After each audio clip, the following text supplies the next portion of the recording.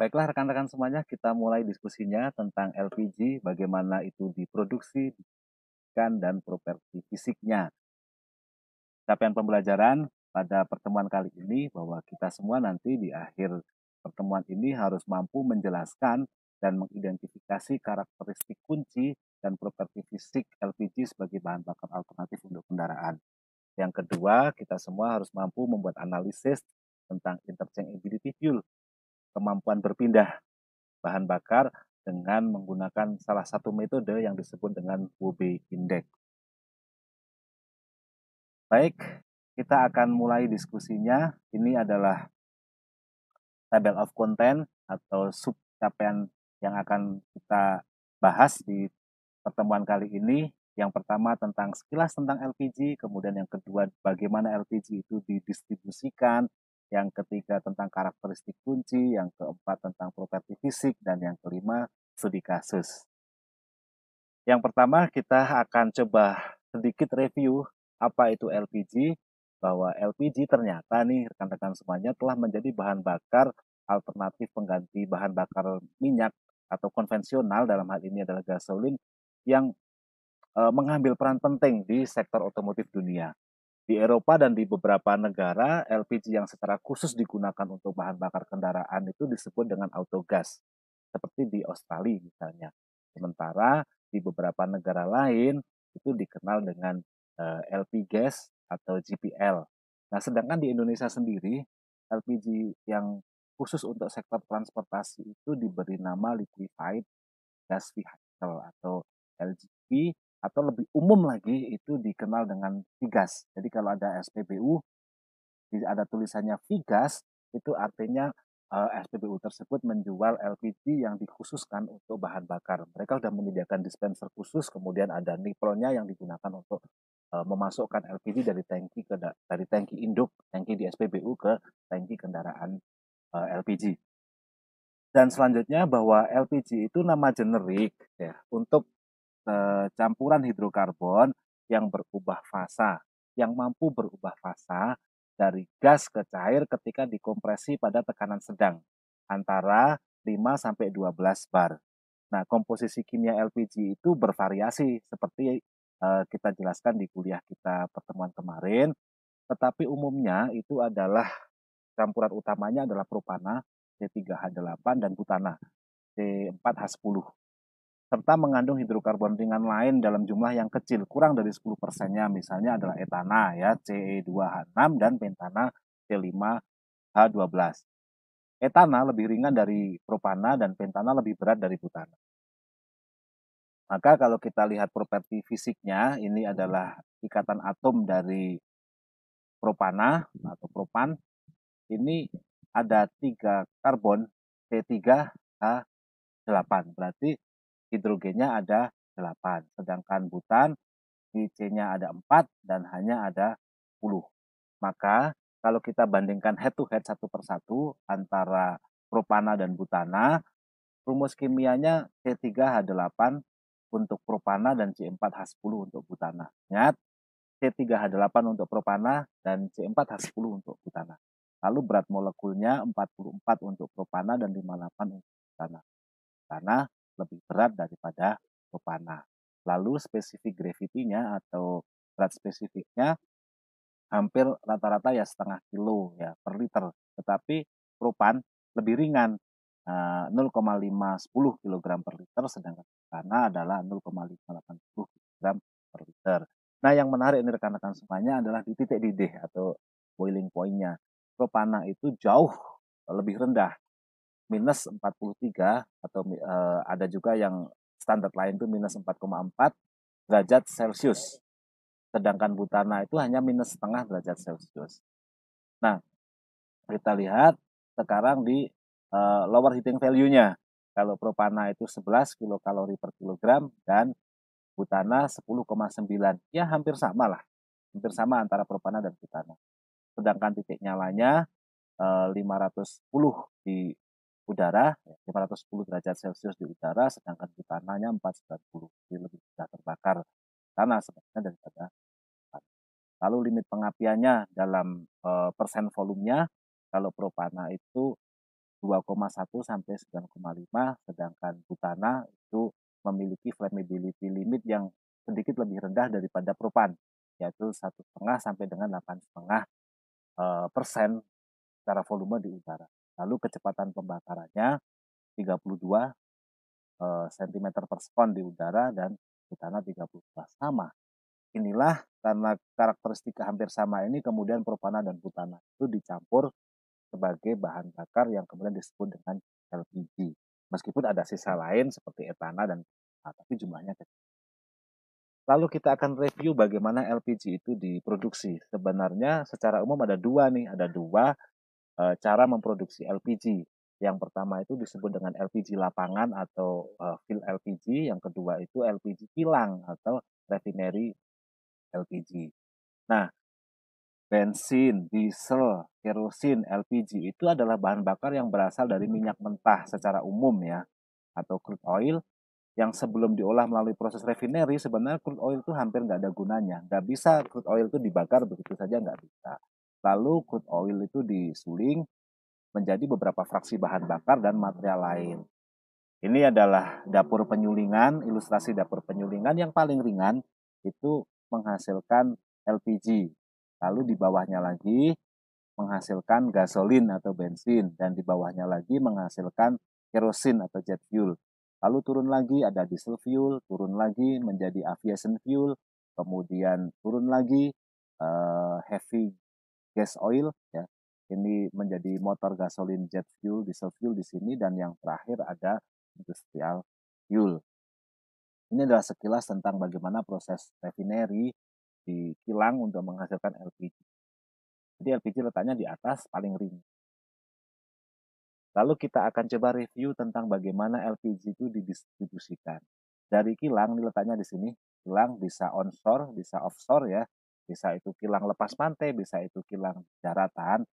Lalu itu akan didistribusikan ke dalam primary storage, dari resources ke primary storage.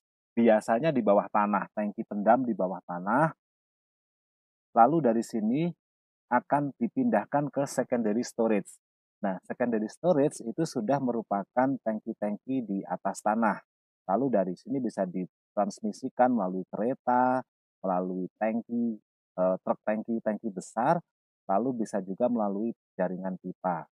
Nah, sampai dengan di secondary storage ini, LPG bisa digunakan di sektor residensial, ya, di perumahan, kemudian sektor komersial seperti hotel dan restoran, lalu sektor industri, banyak digunakan di industri petrokimia atau industri-industri lain sebagai bahan bakar utama. Yang berikutnya digunakan untuk vehicle, untuk kendaraan, heavy duty vehicle, kemudian ada medium duty vehicle atau light duty vehicle, kendaraan yang tugas-tugas ringan seperti taksi. Dan yang terakhir juga digunakan sebagai bahan bakar khusus atau bahan bakar unik atau bahan bakar yang digunakan secara di sektor pertanian. Jadi ini dari secondary storage baru didistribusikan ke ini. Ini adalah 1, 2, 3, 4, 5 sektor penting dalam penggunaan LPG di dunia. Yang berikutnya kita akan bahas tentang komposisi kimia. Seperti kita ketahui bahwa propan itu memiliki 3 karbon dan 8 hidrogen, sedangkan butan itu 4 karbon dan 10 hidrogen.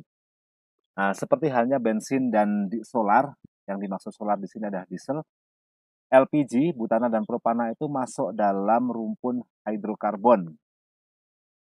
Hidrokarbon adalah zat dengan struktur molekul yang semata-mata hanya terdiri dari hidrogen dan karbon saja. Jadi di sini nggak ada simpangan untuk ke oksigen atau simpang ke yang lainnya.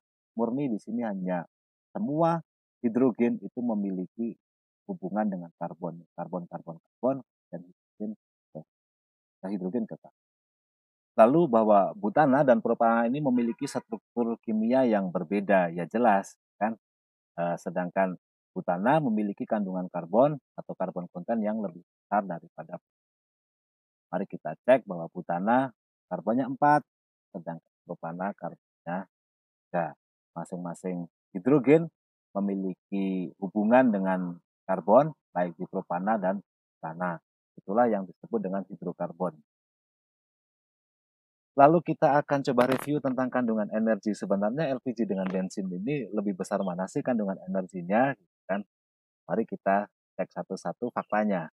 Yang pertama bahwa LPG itu memiliki kandungan energi sebesar 46,23 megajoule per kilogram dan 26 megajoule per liter. Karena 1 kilogram itu tidak sama dengan 1 liter, maka ini konversinya. Nah, sedangkan bensin itu 44 megajoule per kilogram dan 34 megajoule per liter. Top, kita diskusi di poin pertama.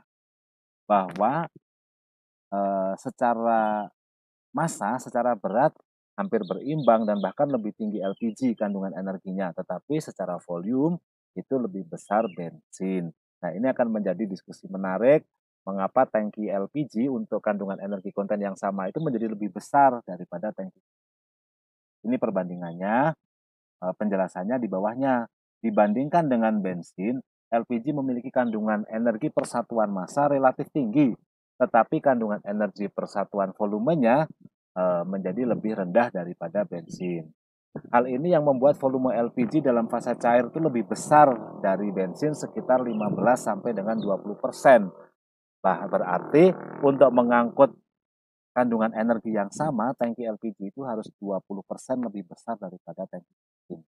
Nah, untuk membandingkan dalam satuan yang bisa mewakili keduanya antara bensin dan LPG, biasanya LPG juga dinyatakan dalam satuan liter setara premium. Jadi para mahasiswa sekalian, kalau kita membeli Vigas di SPBU itu dalam satuan LSP, harganya misalnya 5.100 atau 5.700 itu adalah per LSP. Yang berikutnya kita akan berdiskusi tentang fasa. Liquid, petroleum, gas. Kok ada liquid, ada gas?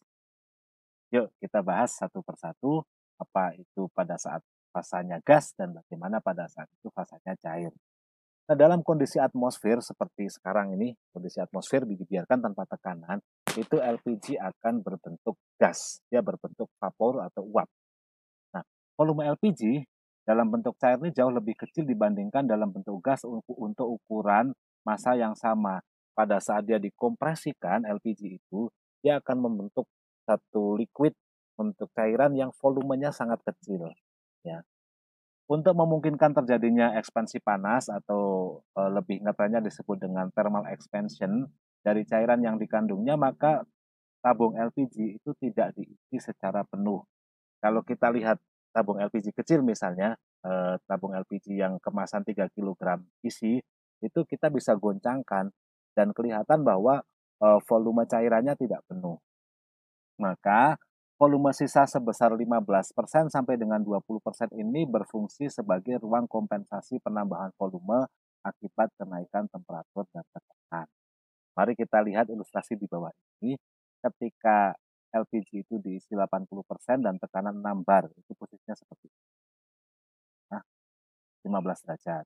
Lalu kapasitasnya 85%, tekanannya 12 bar, temperaturnya 40 derajat. Dan yang terakhir, kapasitas 95%, tekanan 18 bar, dan temperaturnya 5. Nah, dari ini penjelasan yang ini, ya, volume sisa ini, dan biasanya diisi 80-80% ini, dan terkait dengan thermal expansion, maka LPG itu pada saat dia pada temperatur yang sangat dingin, itu seolah-olah isinya hanya sedikit. Sedangkan ketika itu dijemur dan temperaturnya meningkat, rasa-rasanya cairannya lebih besar dan lebih penuh. Tetapi masanya sebenarnya sama. Oke, kita akan lanjutkan dengan tekanan uap. Bahwa tekanan uap itu adalah tekanan suatu uap pada kondisi kesetimbangan atau equilibrium dengan bentuk cairnya dalam lingkungan tertutup. Jadi yang dimaksud tekanan uap adalah tekanan uap LPG dalam tangki, di mana itu nilainya sama dengan tekanan cairnya dalam satu tabung tertutup. Nah, sebagai contoh, tekanan uap butana itu setengah kPa, setengah kilopascal pada 0 derajat Celcius dan 80 kilopascal pada temperatur 15 derajat Celcius.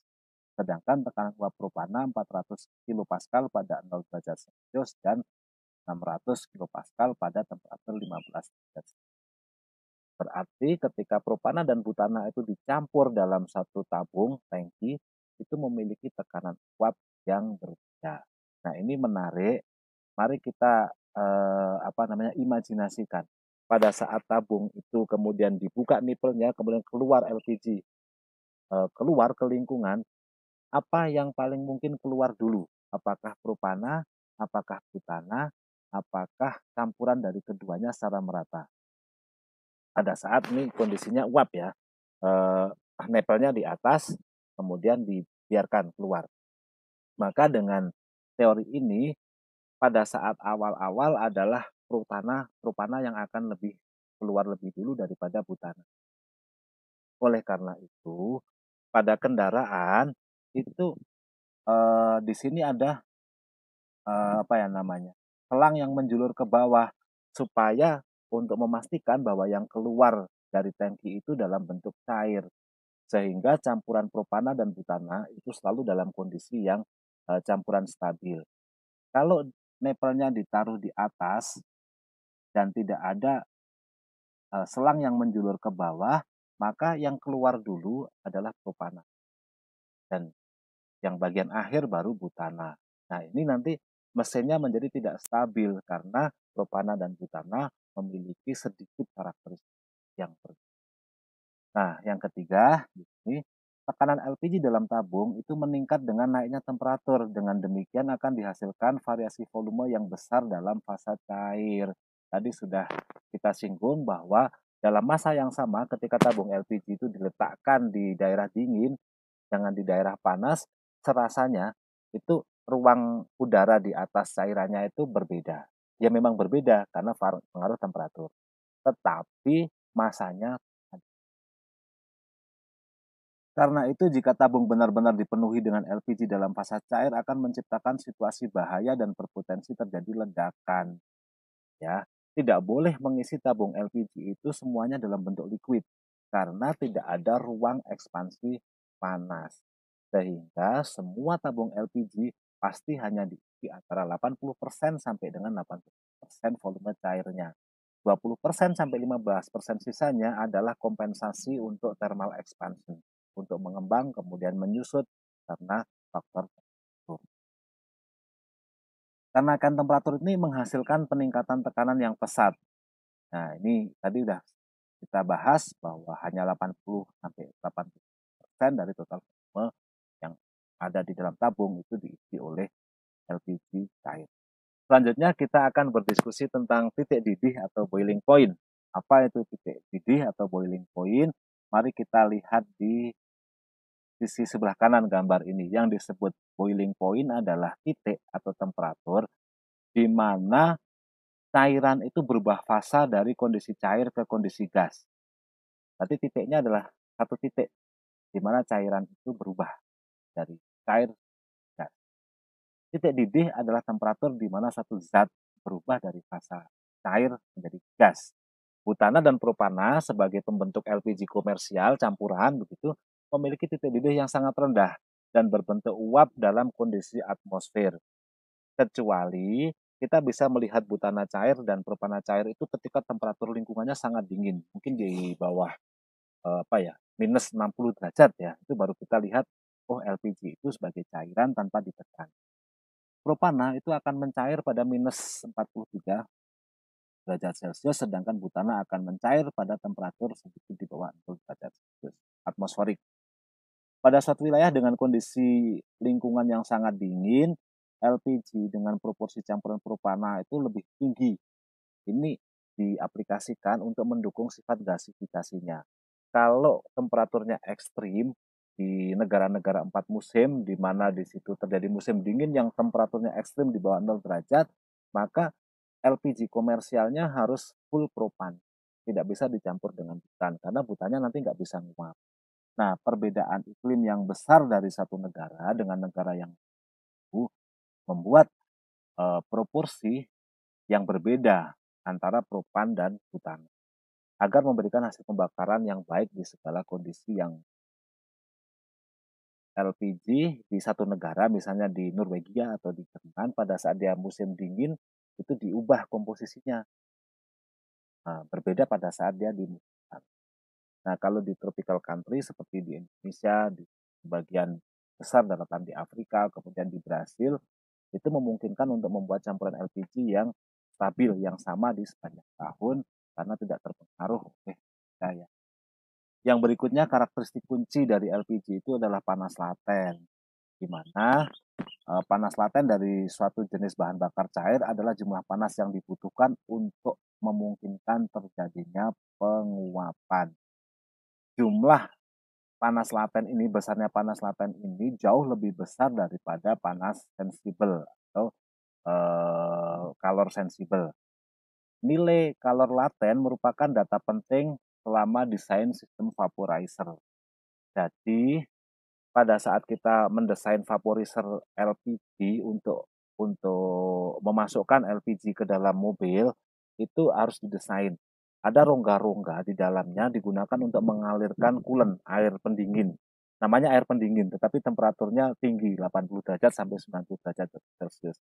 Ini digunakan untuk menghitung berapakah air yang harus disirkulasikan untuk membantu penguapan LPG, supaya LPG-nya bisa menguap sempurna, tetapi dia tidak terlalu panas.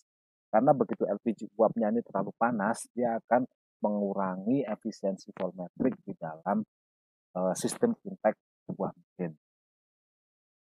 Ketika LPG ini menguap secara alami dibiarkan begitu, panas laten dibutuhkan diambil dari cairan itu sendiri dan lingkungan sekitarnya. Jadi pada saat LPG ini menguap, maka energi untuk menguapkan itu diambilkan dari cairannya. Sehingga tabungnya akan menjadi sangat dingin karena kalor yang tersimpan dalam cairan itu digunakan oleh uap untuk dia membantu penguapannya. Nah, pada saat yang sama menyebabkan penurunan temperatur.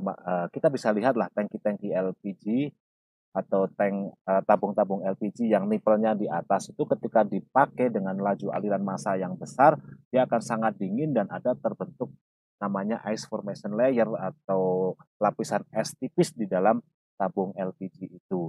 Nah, ini dikenal dengan auto refrigeration. Tapi kita bisa mengambil keuntungan dari fenomena ini, yaitu dengan cara menerapkannya sebagai sistem refrigerasi setengah siklus untuk bahan bakar di sistem bahan bakar. Jadi kalau ini ada tangki LPG, di sini namanya deep tube ya. Selang yang menjulur ke bawah ada filternya. Kemudian di sini ada shut off valve. Nah, ini vaporizer. Maka energi untuk menguapkan atau kalor untuk menguapkan LPG itu diambilkan dari coolant. Lalu baru dimasukkan ke mesin. Nah, karena LPG itu bisa diuapkan pada temperatur di bawah 0 derajat, maka kita memungkinkan untuk menguapkan ini dengan udara. Jadi udara dimasukkan ke sini, lalu akan didapatkan udara yang lebih dingin. Nah, kalau siklus ini terjadi di kabin mobil, maka akan diperoleh temperatur kabin yang lebih rendah. Sistem refrigerasi tanpa kompresor dan tanpa kondenser ini yang kemudian disebut dengan sistem refrigerasi setengah siklus. Konsepnya sederhana, ini ya. Proses produksinya untuk mendapatkan tekanan di dalam tangki ini kan di proses produksi LPG. Sedangkan ketika digunakan ini sudah dalam bentuk liquid di dalam kendaraan, kita akan masukkan ke mesin dalam bentuk gas. Maka perubahan dari cair ke gas ini kita akan memperoleh entalpinya atau entalpi penguapan. Di sini proses evaporasi, ada proses pendinginan. H3 dikurangi H2, nah, entalpi pada titik ketiga pada saat LPG ini masuk ke mesin dikurangi dengan entalpi pada saat LPG ini cair, karena ini iso entalpi, H1 sama dengan H2, maka kita dapat memanen efek pendinginan itu untuk mendinginkan kabin. Nah, ini membuka peluang bagi siapa saja untuk membuat riset lanjutan terkait dengan konsep auto refrigeration atau setengah siklus refrigerasi setengah siklus pada mobil berbahan bakar LPG. Baiklah rekan-rekan semuanya, kita akan lanjutkan diskusinya terkait dengan specific gravity. LPG dalam fasa cair itu lebih ringan daripada air, sedangkan dalam fasa uap atau fasa gas itu lebih berat dari udara. Nah, karakteristik ini disebut dengan specific gravity, membandingkan berat LPG ketika fasa cair dibandingkan dengan air dan ketika fasa gas dibandingkan dengan udara. Specific gravity air itu 1. maka LPG cair memiliki spesifik gravity sekitar 0,504 propana itu 0,5 sampai 0,51 dan butana 0,57 sampai 0,8. Ini berarti LPG cair itu beratnya sekitar setengah dari berat air dalam volume yang sama. Spesifik gravity LPG lebih rendah daripada air. Nah, sedangkan udara itu 1. Maka spesifik gravity LPG dalam fase gas atau uap adalah berkisar antara 1,5 sampai 2. Dan indeks ini menandakan bahwa LPG fase gas itu lebih berat dari udara. So, mari kita lihat pada saat LPG itu bocor dan di udara, dia spesifik gravity-nya itu lebih tinggi dari udara, maka dia akan posisinya adalah di bawah. Oleh karena itu, ventilator-ventilator yang dipekerjakan di ruang-ruang LPG itu justru letaknya harus di bawah, bukan di atas. Karena spesifik gravity-nya lebih besar.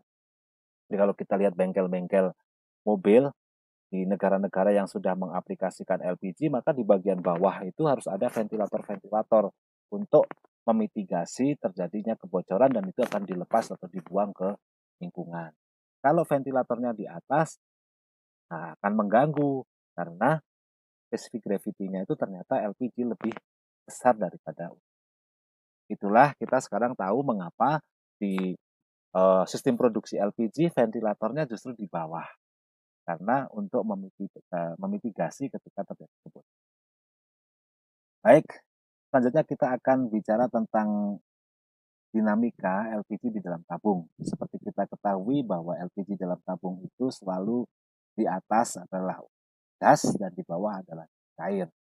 Ketika ini diberikan lubang untuk pemanfaatan tertentu, boleh mobil, boleh sebagai burner atau yang lain, maka pada saat ada uap LPG yang keluar, sesegera mungkin akan digantikan oleh uap yang lain yang diambilkan dari cair, LPG cair, sehingga kesetimbangannya akan tercapai kembali.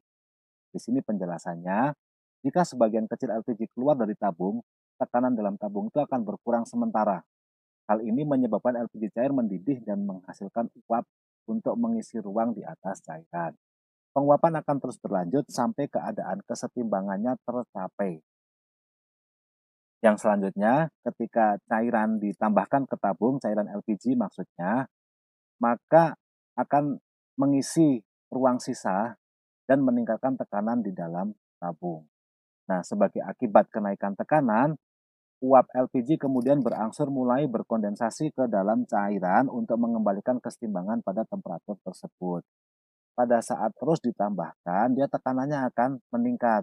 Maka ketika tekanannya meningkat akan mengubah yang awalnya dari gas itu menjadi cair kembali dan akan menjadi kesetimbangan baru. Jadi di dalamnya ini terjadi dinamika menguap, kemudian mengembun lagi, menguap, mengembun lagi, menjadi uap, mencair lagi, menjadi uap dan mencair lagi. Begitu seterusnya. Yang selanjutnya di dalam LPG itu dikenal juga yang disebut dengan expansion ratio. Mari kita lihat bahwa mengapa LPG itu disimpan dalam kondisi cair itu adalah untuk menghemat ruang. Nah, cairan yang lebih padat daripada uap sehingga dalam bentuk cair bisa menyimpan bahan bakar jauh lebih banyak. Seperti cairan lainnya, LPG akan mengembang bila dipanaskan.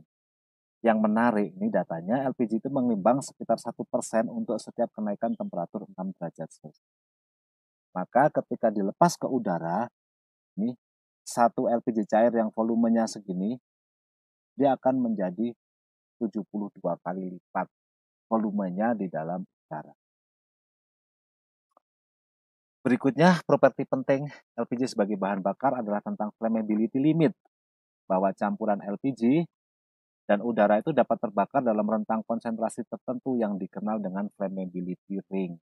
Jadi kalau terlalu banyak LPG-nya juga nggak mungkin terbakar. Kurang LPG juga nggak mungkin terbakar. Hanya pada rentang tertentu di mana campuran LPG dan udara itu memasuki range yang disebut flammability limit atau flammability range, maka LPG itu bisa dibakar. Nah, rentang konsentrasi ini dibatasi oleh limit atas dan limit bawah yang disebut dengan limit mudah terbakar atau flammability limit. Jika konsentrasi campuran berada di luar flammability range, pembakaran tidak akan terjadi. Nah, flammability range butana itu sekitar 1,8 sampai 8,4% dan untuk propana 2,4 sampai dengan 9,5% pada tekanan atmosfer. Nah, pada tekanan yang lebih tinggi atau dengan lebih banyak oksigen, maka angka limit flammability ini menjadi berbeda. Ini datanya yang saya ambil dari National Gas, komersial butana, komersial propana, metan, hidrogen, dan asetilin dibandingkan, dan ini adalah persen stoichiometric mixture-nya. Bisa kita lihat antara butana dan propana ini hampir sama lah. Sedangkan ketika metan berbeda dan hidrogen juga sangat jauh. Metana dengan asetilin hampir sama, 9,5 dengan 7,75. Nah, reaksi pembakarannya ya sama seperti reaksi pembakaran hidrokarbon yang lain. Ketika karbon dengan hidrogen ditambah oksigen itu dibakar, dia akan menghasilkan CO2 dan uap air atau H2O. Nah, perbandingannya berbeda karena karbon konten dari propana dan butana ini berbeda. Kita akan bahas lebih lanjut tentang reaksi pembakaran dan stoichiometriknya ini di kuliah berikutnya.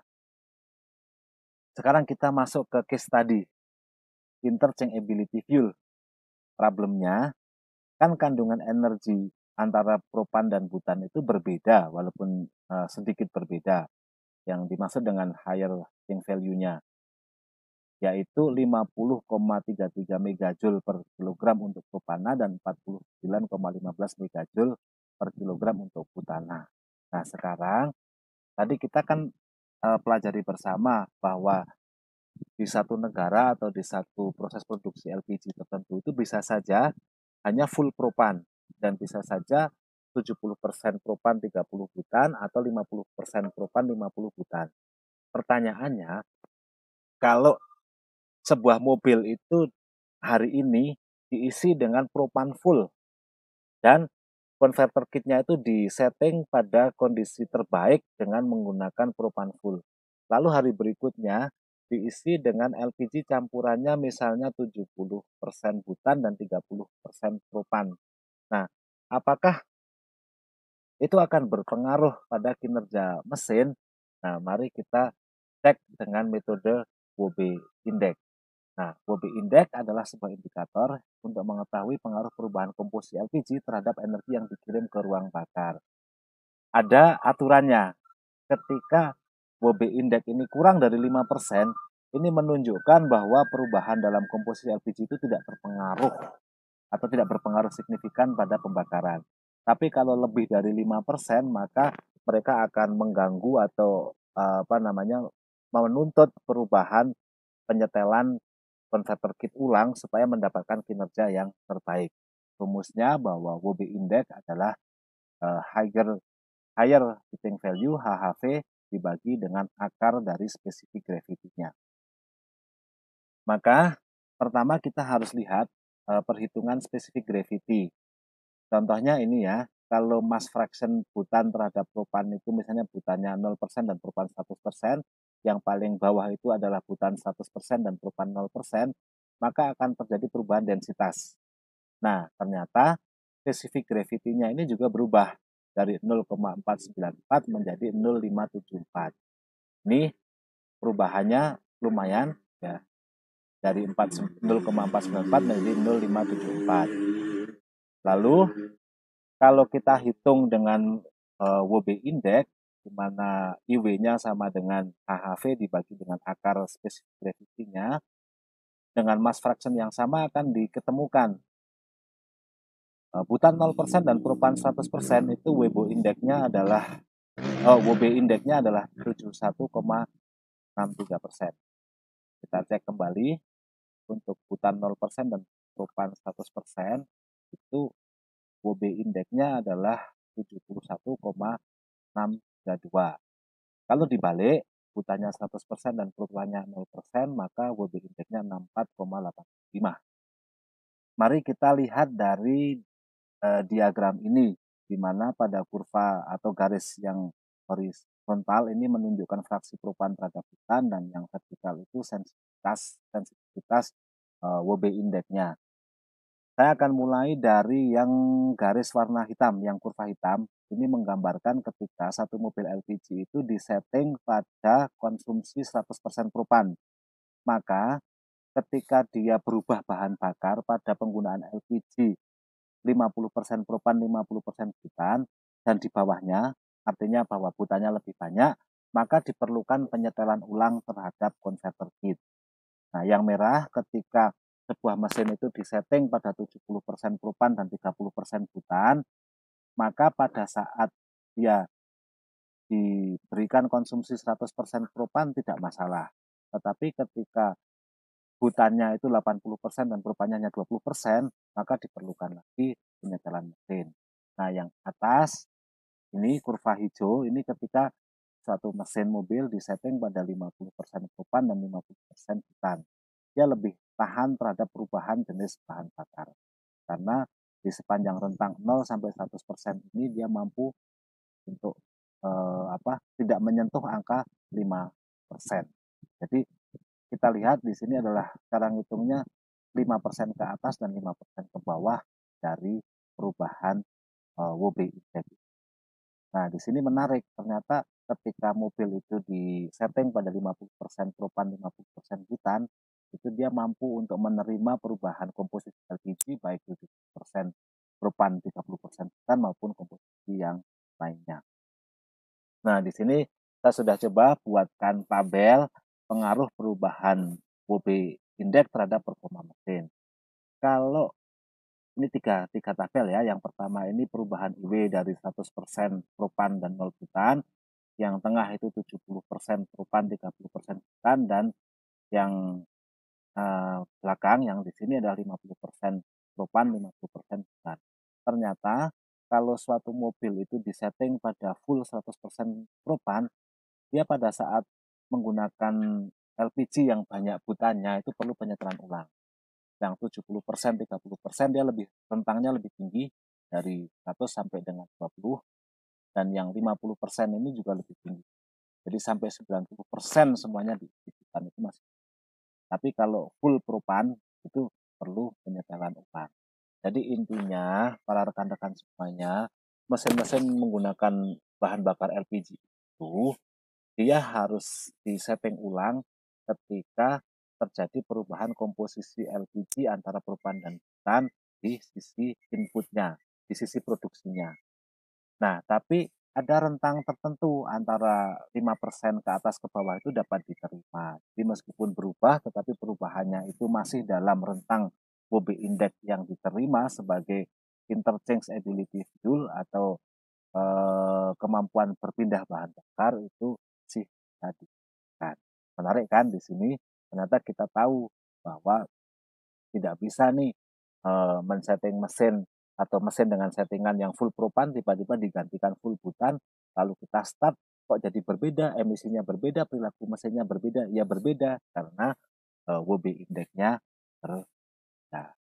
Nah, sebagai kesimpulan terhadap studi kasus interchangeability fuel ini, hasil studi numerik pada LPG campuran propana dan butana untuk bahan bakar SI engine dengan parameter WB index menunjukkan bahwa kendaraan dengan konverter kit yang disetting untuk 100% propan itu sensitif terhadap perubahan komposisi LPG. Penambahan fraksi massa butana pada fuel lain lebih dari 50% memerlukan penyetelan ulang terhadap konverter kit dan penyesuaian AFR. Sedangkan untuk kendaraan dengan konverter kit yang disetting awal untuk 50% propana dan 50% butana itu mampu mengakomodasi seluruh perubahan komposisi LPG tanpa harus ulang konverter kit, kecuali pada penggunaan propana murni. Baiklah, kita lanjut di materi alternatif fuel berikutnya. Kita ketemu di pekan depan, kurang lebihnya mohon maaf. Kalau ada pertanyaan silakan disampaikan melalui kolom komentar di YouTube ini dan kita akan diskusikan lebih lanjut. Kurang lebihnya mohon maaf, saya Iri. Wassalamualaikum warahmatullahi wabarakatuh.